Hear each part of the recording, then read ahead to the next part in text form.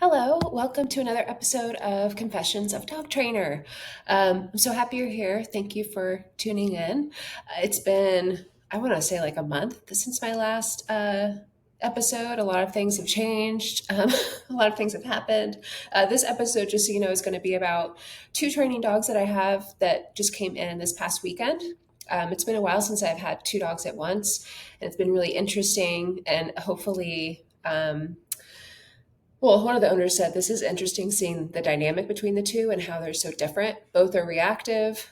You can go check out their highlights on Instagram. One is Ozzy and one is Toast. So, whenever you listen to this podcast episode, I'm going to be talking about some things that have been really helpful with both so far.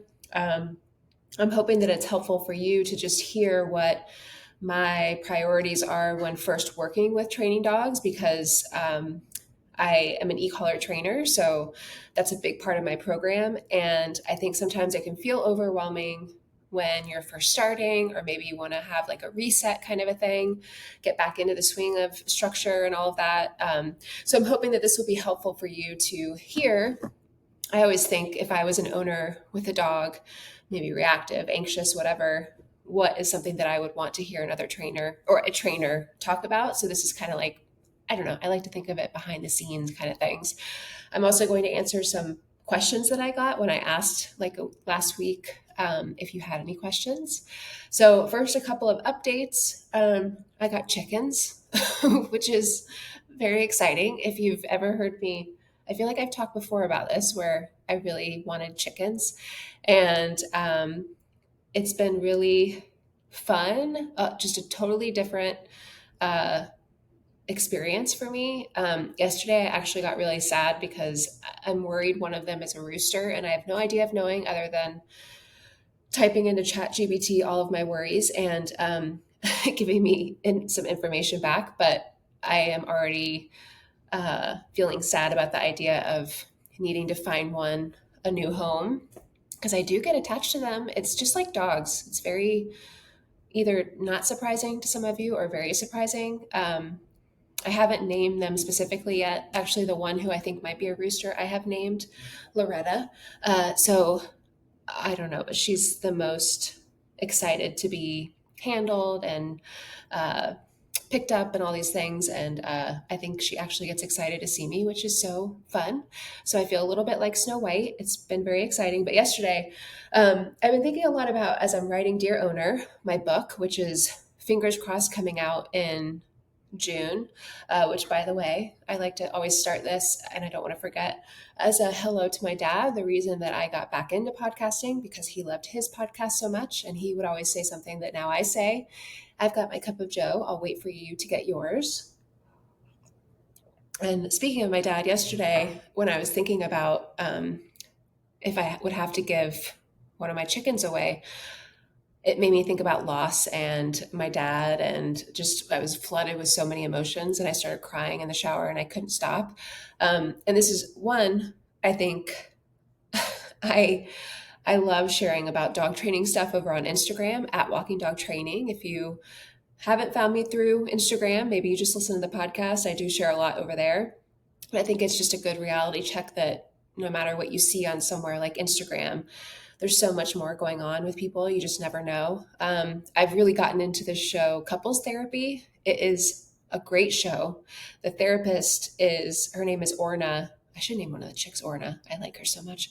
But she is so calm, how she talks to these couples and the questions that she asks, and her presence is just so calming. It makes me feel calm. Like you have to see it to really understand what I'm saying. But hearing these people talk about their issues and tapping back into their childhood, and all of us bring so many things to our lives that many people just will never know. And it just really makes me think about you never know what someone's going through, and whatever that cliche saying is of be nice, you never know what someone's going through. It was kind of like yesterday how no one knows that I was like really sad about my dad. I'm not going to bring that onto Instagram. Because one, sometimes I worry, even though I know the owners I'm working with are super awesome, and I do not think that they would be like, oh no, are you depressed? Like, should my dog be with you? But I just don't want to burden anyone with that. But that was a big part of yesterday. It was like losing something that I'm becoming attached to and then thinking about all the other loss in my life that's happened. And as I've been writing Dear Owner, which I'm hoping I would like symbolically, I would love to launch it on Father's Day, which I think has also kind of brought up a lot of emotions for me. It's exciting writing, and it's I'm tapping into different things that have nothing to do with e-collar training. It's really the emotional side of dog training and the things that I think are themes that I've seen over the years with owners that is not represented enough on social media. So I've been trying to curate all of my content around these themes that I'm writing about in Dear Owner. And the feedback has been really great. The amount of times owners have told me that it helps them feel seen is just kind of overwhelming and exciting. And it fuels me when I'm writing Dear Owner. But anyway, so just a little reminder, if you have days where you're caught up in something that happened at work or relationships or whatever, I know this is about dog training stuff, but it's also okay to have off days. Like yesterday when it was in the afternoon when I was getting really sad, and I was like, it's okay. I don't have to push through. I don't have to pretend it's not happening. And that sometimes helps. So anyway, I have no idea what that was about, but I hope that it resonates with someone who is listening. Okay, let's dive into the two dogs that I have in for training and what has been really helpful. So both Reactive, you can see their before videos over on Instagram under their highlights. Again, Ozzy and Toast. That is such a fun name. So first I'm going to talk about Toast. So we had a really great breakthrough this morning. I couldn't wait to text the owner and tell her how well it went. And because Toast is 7 years old, so she's a pity staffy mix, and her owner has been struggling with reactivity for a while now. And as many of you know, reactivity can feel very overwhelming. It can make you feel isolated, like you can only walk at certain times. It's the opposite of what we thought dog ownership was supposed to look like. And so today was a big moment. So when she first came in, her reactivity feels very intense. It feels very like insecure. A question that a lot of people will ask me or will bring up when talking about the topic of reactivity is, well, does it matter? Well, my dog is fearful reactive. So would e-collar training be helpful? Or a really big emphasis on where the reactivity stems from. And what I find with training dogs is that, and this is just based on my experience, please don't take this, anything that I say on here is based on my experience. I think that goes without saying, but I'm going to say it anyway.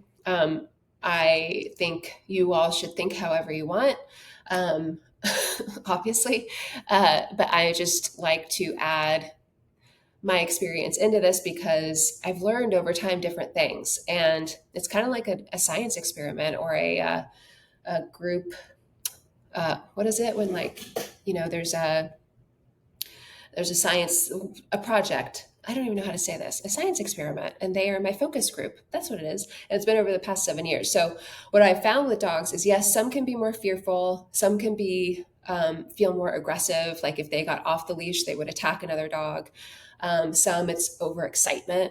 That's Ozzy for sure. The other dog that I have in, who's a little white dog. But what I have found is that it doesn't really matter. And that's not to say that my training might look a little different. How I work with a dog might look a little different. It might look more encouraging for a dog who's more fearful rather than more matter of fact when I'm working with a dog who's very pushy reactive. It depends on, I think, the personality more than where the reactivity stems from. Because I find that some owners can really hold on to, well, my dog is fearful reactive. So you hold back on following through with a correction for something. If you hear me talk about how to address reactivity, because you feel bad for your dog, where I might see the situation and then look at your dog as, well, yeah, fearful, but also super pushy.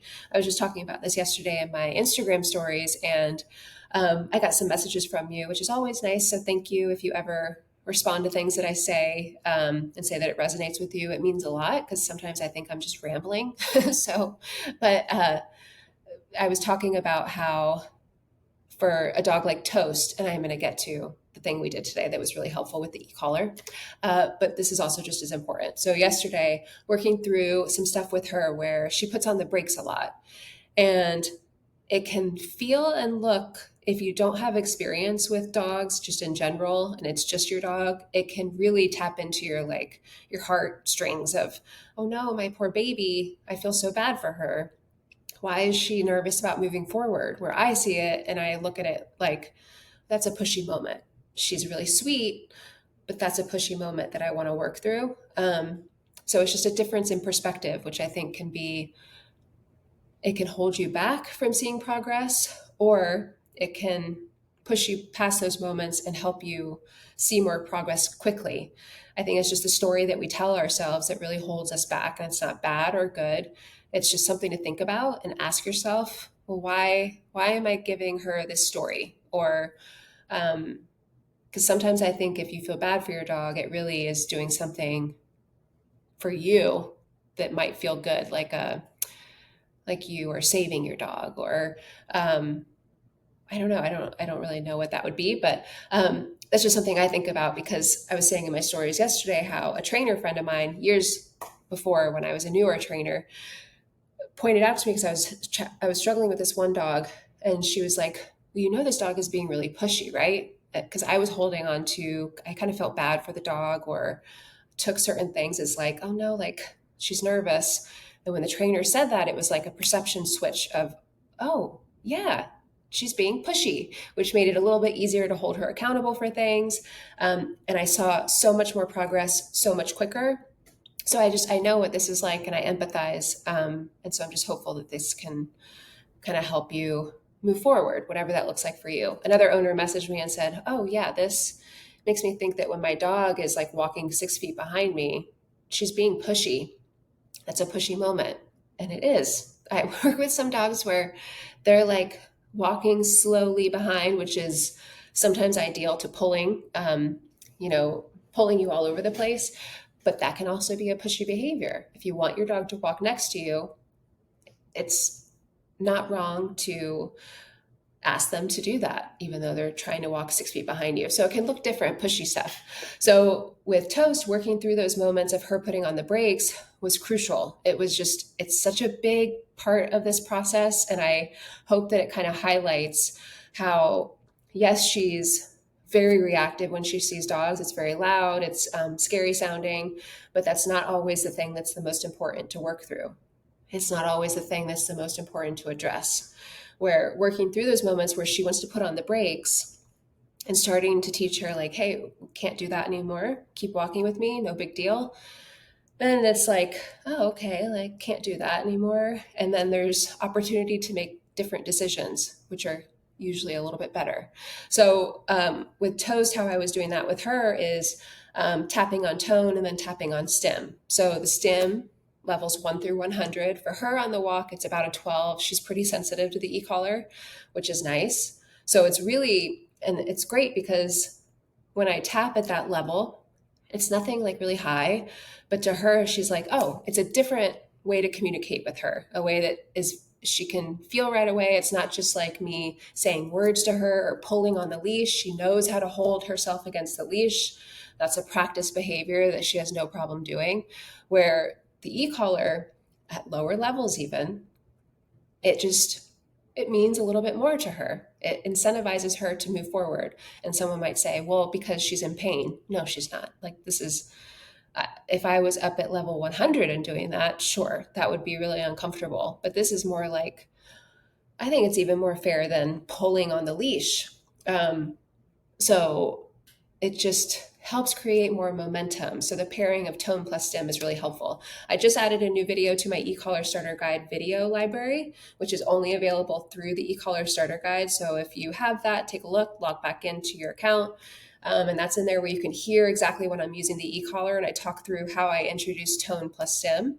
And also for anyone who doesn't have the e-collar starter guide, now is a great time to get it. It's $50 off. And also our bundles are $50 off as well. So great time to get it. Yeah, there's like 30 plus videos, and I'm going to add some more just because why not? It's really easy to record some and just throw them in there. But I hope it's helpful for you. Okay, so with Toast, the thing that helped the most, which was really interesting to me and also kind of made sense, and I hope that it points something out to you that's like, oh, maybe I should try that with my dog. So with Toast, what I like to do with training dogs is set up the situation where I'm grateful that Bobby works from home so he can bring a dog out. And what I usually do, and I've talked about it in this podcast before, and I'll link the episode below uh, where I talk in detail about this, but I usually will let a dog react and then I address that moment with the e-collar. It's usually a higher level so that it means something. I'm not trying to nag a dog at their working level. The working level has its place, but not in these moments that's like barking, lunging, that's louder. This is how I like to think of it. And I say this a lot. Hopefully it makes sense. That's a louder moment. So it needs a louder level, which usually equals a higher level. So, excuse me, let me have a little sip. So Bobby brings out one of our dogs, and I have a Toast on a really loose leash. So I'm not holding her back or anything. I really want to see what kind of decision does she make when Bobby walks past with our German Shepherd Louis. And it was interesting because most of the time when I do this, a dog who's reactive will bark and lunge. And so I can correct that. So usually what I do is I let them react and then I address that actual reactive moment with a higher level. So it could be a tap, it could be a press and hold for a second, depends on the dog. Toast is a little bit more sensitive to the e-collar, so I was just going to do a tap, just in case you're curious. So we were walking past, and she was more like sniffing the air and wanting to go over to say hi, but no barking, no lunging. Very different than drop off day. So we walked past. I'm definitely not going to let her pull me over to my dog to say hi. So then we walked past again, and she tried to pull me towards our house. And she's been doing so much better with the pulling on leash. So I instinctively was like, I want to address that because that's a big pushy moment. She tends to do that in a lot of moments when she wasn't fearful. There was none of that. It was more like, I don't want to do this, so I'm going to pull back home or to my house. So when she got to the end of the leash, I tapped at the higher level. For her, it was 65, which is higher than the 12 that I was using on the walk. So I want you to hear the difference in levels. That is a higher level. But the thing with a correction is that I know from experience, I want to say no to that pulling. It could be the pulling or the reacting, barking and lunging at our dog, Louis. So either one, it's just as valuable to provide a clear, meaningful correction to that behavior I don't want her to do. So I did that. She let out a "arr," came right back over to me. And then I started doing tone. So just the sound to encourage her to move with me past our dog Louis. I shared this on Instagram. So I'm never going to share corrections on Instagram because someone can take it out of context. And I just don't want to go through that. I would like to share that with you all, but that's why I'm so open and transparent here because the people who actually want to learn about this will listen through the whole episode. So the video that we took on Instagram and I shared to her highlight to Toast, so you can go take a look, is right after that moment. So I literally, after that, I asked Bobby, can you take some footage of me and what I'm going to do with her after that moment? And the coolest part was how soft she got. So Toast is a dog who likes to walk around, and usually when she sees a dog, her tail goes up and it's a very like stiff posture, which could be fear, it could be just I don't even know, but it doesn't really matter. But it is interesting looking at like her body language and how she usually is around new dogs or dogs she doesn't know. It's more guarded. I think that's what it is. That's just the instinct that I get. But after I was able to say no to that behavior I didn't want her to do, which it's a very intense pulling. So if you think about the intense moments, the intense reactivity, if you say no to those things in a meaningful way, I think you'll be surprised what happens after that. And with her, she was a great example of she got so much softer, which seems so weird that after a correction that would happen, because I'm sure a lot of you have heard different things about using the e-collar where it will shut a dog down or a dog will crumble after a reaction or whatever. But I think the most important piece of this kind of a session is after I correct for something, then I immediately show her what I want her to do instead. And so what I've been doing with her since she was dropped off on Saturday is starting a new conversation using the e-collar with her. And it includes tone plus stim at lower levels. So working with her on tone means come to me. So I might use body movement, or I'm doing it in the backyard where tone anytime she like moves with me, just adding it into the mix. We've been practicing that on the walk. This is what I want you to do with me on the walk when no dogs were around. So now when I say no to that big behavior I don't want her to do, which pulling on leash really hard kind of makes sense because she puts on the brakes so often that it makes sense to me that that's the thing that would be the most meaningful moment to correct with her, because I'll be interested to see tomorrow if she even puts on the brakes when we first start the walk, which is usually when she does it. She'll like go up and put her paws on the leash just as protest. Yesterday I was using a prong collar e-collar combo. I find that that's really helpful for big dogs, and I'm always thinking of the owner, what will be most helpful for them. I do really love a slip lead e-collar combo, and the leashes that I love to use that are hands free, they have the option of a slip lead, and I just love the combo of that. It helps me rely more on the e-collar, which is what I want, compared to using the pressure of the prong collar. But I'm a big proponent of the prong collar. I think it's really helpful for a lot of people and their dogs. So at first, she was giving me a lot of pushback with putting her paws up on the leash when I was working with her with the prong collar and e-collar. But then today, when I put on the slip lead e-collar combo, she still gave me that kind of pushback. It was a little less, which I just think is part of working through it yesterday and her like starting to get the idea of like, oh, I can't do that anymore. So, because it's just, we don't walk back home. I don't take off, the things and put her harness back on. It's just, this is what we do now. So I'll be interested to see how she does tomorrow. But I don't even know what I was going to say. So, but it's really important, that part of this process that I don't know is talked about enough, where yes, I corrected for something, but then I show her what to do right after. And that's super, super important, because otherwise there can be a lot of uncertainty with a dog when you correct, especially with a higher level. And that can turn into maybe moments where your dog is unsure, like, well, what am I supposed to do? Like, what? It can feel frazzled, and then it will make you feel frazzled, which is not helpful for your confidence when working through this. So always come back to that. If you correct for something, then be really clear about, this is what I want you to do instead. So that's how it was with Toast. It was a great moment. And then she was doing totally fine with Louis. So Bobby went in and brought out our dog Theo, which is the dog that on drop off day, she got really reactive just from seeing him from a distance and then walking by. And no reaction. So it was a lot more, I didn't have to correct for any pulling.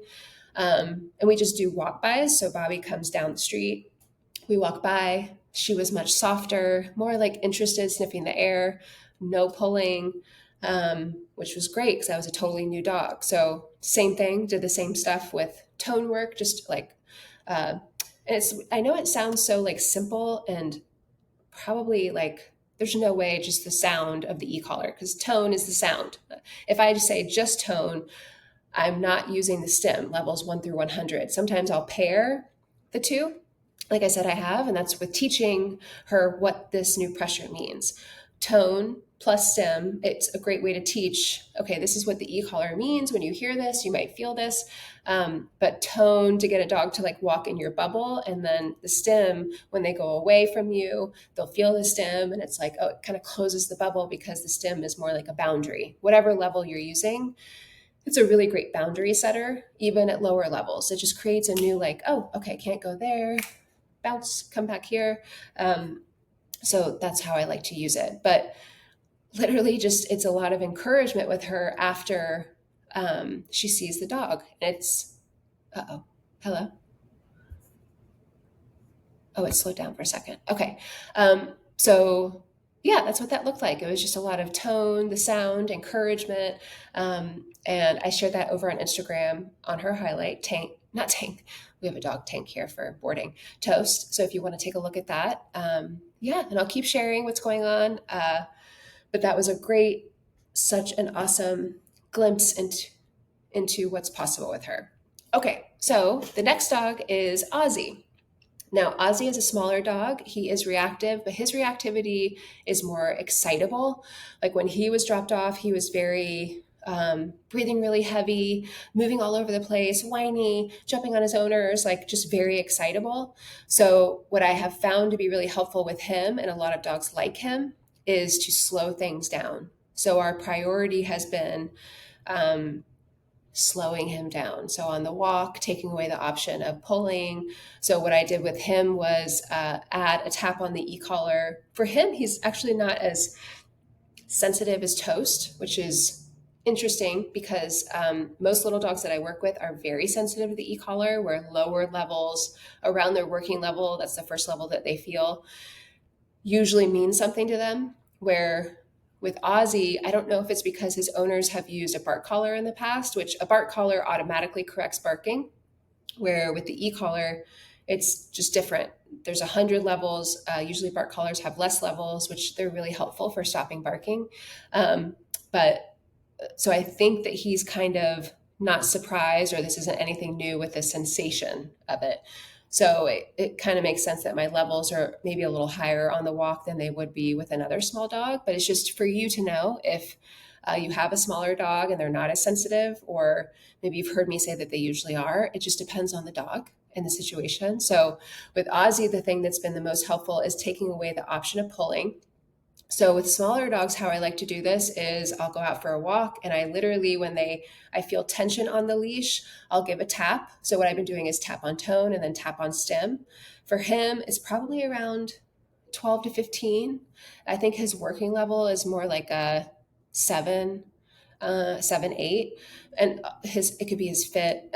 This is the thing with working levels. It always depends on the dog and their fur and all of that. But that's what I have seen with him, a response to like level 7, 8. But when we're outside, he's so excited about the smells and the things. And he just gets overly amped up about all these different situations: dogs, people, squirrels, lizards.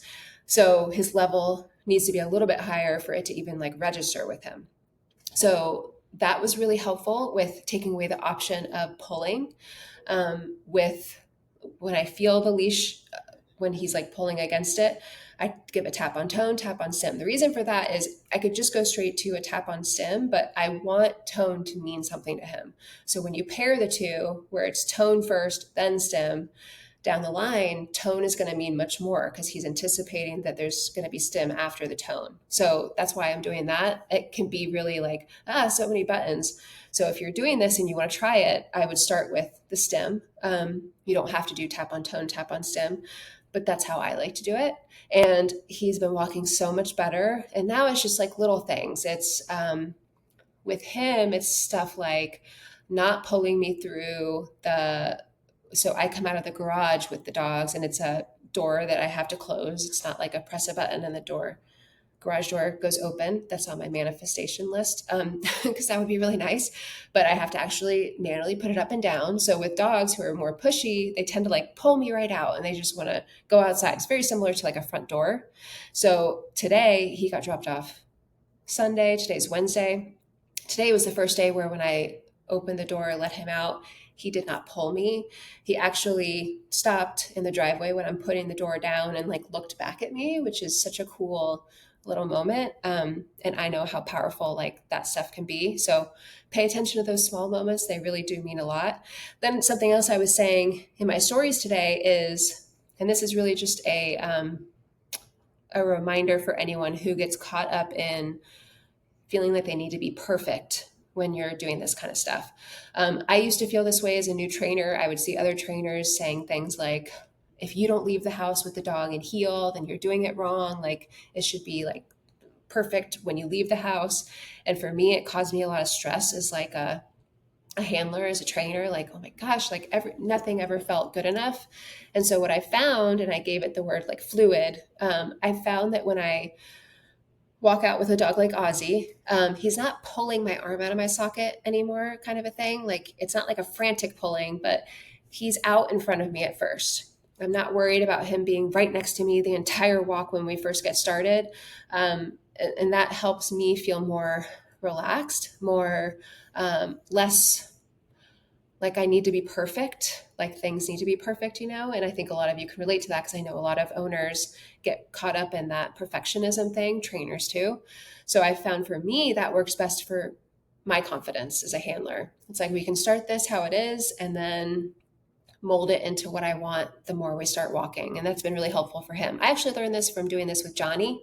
And I've mentioned this before, where he totally changed how I look at working with dogs, because I just haven't had a dog of my own that's like new, younger, in so long. And he opened my eyes to so many things, like taking my time with it. Not that I don't take my time with dogs, but I have put a lot of pressure on myself in the past. It's not because of the amount of time for my board and train. It could literally just be because I'm working with a dog and I know what they're capable of. And it's very easy to want to see progress right away. I know you can relate because so many owners will message me and be like, oh, I just started with the e-collar and my dog is still barking at the door or something. And it's like, well, okay. I mean, you just started 2 days ago. That's okay. It happens. Dogs are not perfect and they're not robots. And so that happens for all of us. But I found that if I look at it like, it's not the end of the world. Like we can work on what I want this to be, um, as we walk. And that's for the beginning stages of working on walking stuff. Someone actually, who, someone messaged me that, well, I'm not going to say that because I don't even know if it has anything to do with this. But what I want to just reiterate is it doesn't have to look perfect to be making progress. And that's really what Johnny taught me, where I was so used to a dog walking at heel is when you really feel like, okay, the walk is good. Yay, like we got it. We did it. But I found that even just when a dog isn't pulling you anymore, maybe they're like a foot closer to you or something like that, you're like closing the gap, which is also super valuable because each day you can chip away at it. And I think you will be very surprised at what's possible when you just make a little progress each day on each walk. It doesn't mean that you have to go from 0 to 100 or pulling you out everywhere to heel in one day. You don't have to do that. So that is what's been going on with Ozzy. He's such a sweet little dog. He was very spazzy on drop off day, which he's what I'm seeing more underneath like that part of him is a very like soft, sweet, um, calm guy who's just kind of waiting for someone to be like, hey, can't do that anymore. And so I'm really excited to see what the next few weeks kind of unfold with his personality and who he is. And I actually love working with small dogs. I just feel like they're all waiting for someone to come along and be like, hey, can't do that anymore. Come do this with us now. And they're like, oh, okay. So e-collar training has been going really well for him. He's responding to tone so well. So I think to wrap this up, because we're at 33 minutes, that's a long time to talk about this stuff. But I hope that what I've shared so far has been helpful. But my priority with dogs like this initially are recall and calm stuff. So recall is really important because it simplifies my life as a trainer. And this is something I say all the time. Prioritize the commands that simplify your life. So if you're someone who's like, I really want to start taking my dog to the cafe that I love to get coffee at on the weekend. Well, a command that would really simplify your life is the down command. So that is something that I would encourage you to work on once a day, twice a day. Use some food. Think of it as a jackpot session. Have your dog get down on place or something and give a piece of food. For someone who their dog is a flight risk and every time that the front door opens, you worry that they're going to run off, recall is going to be a priority. So for me, recall is really important because I can use it everywhere. Because I pair tone, the sound, with recall. So recall in the backyard is really important. I can use that as a way to recall a dog from like rough play. Sometimes when I get new, all the time, when I get new training dogs in and I don't really know how the dynamic is going to be, I want to have the safety net of recall with the e-collar so that they know when they hear that sound, they're supposed to come my way. It's a really great way to break up any like tense energy, and use movement, have them come with me kind of a thing. But also tone, which I use for recall, is helpful on the walk. If I want a dog to come closer to me, tone is what they're going to hear. So the more that I can add that into my routine with dogs, the easier it is for them to be like, oh, yeah, we know what to do. So that's a big priority. And then calmness. So getting dogs into the new routine of kennel time, which they've both been doing really well. I'm really grateful for that. Um, some place time. We're going to do some more place time today. Yesterday was their first play session with me.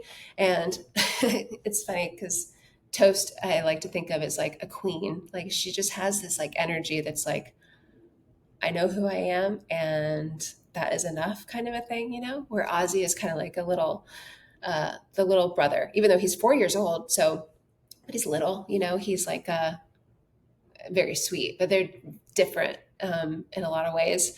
So, but yeah, calmness and then recall for me has been really important. And then walking stuff, because I love being able to take dogs on enjoyable walks. It's just so nice.